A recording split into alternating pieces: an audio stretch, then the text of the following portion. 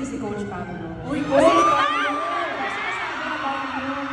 Tapos sabi ko sa kanya, hindi ko mas magiging close kami kaysa close tayo. Pili ko nga din, Coach. Coach Del. Grabe ka naman sa akin, Coach Pablo. Hindi pa siya sanay, no? Ready ka na ba? Ready ka na ba para sa The Voice?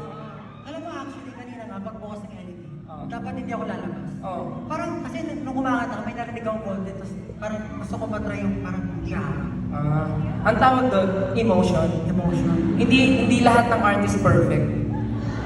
Tama ka. Yan ang tatandaan mo, Coach Pablo, pag namili ka na ng artist mo, okay? Welcome sa The Voice. Alam mo, ang dami kong sinasabi. Okay. Alam mo, feeling ko naghahanap ka lang ng kakampi. Masaya ka kasi merong Pablo, pag tutulungan niyo ako, ano? Kasi alam mo, sa The Voice Generation, kaya ko to, guys.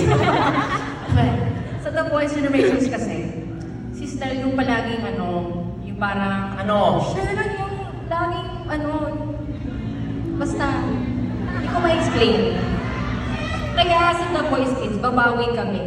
Kasama namin si Coach Pap. Pagtutulungan niyo ako. Oo. O sige, tignan natin kung kaya niyo ako. Hindi tayo magkakaalam. Lalabanan mo ba ako?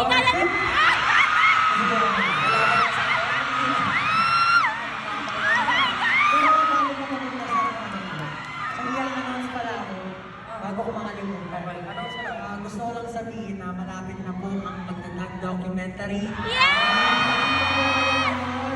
Yes, at tama yung sinabi ni Pablo dahil ang pagtatag documentary ay mapapanood niyo po starting August 28 and tickets are now on sale sa mga cinemas nationwide. Malupit talaga kasi, nakita ko kahapon parang, Ano?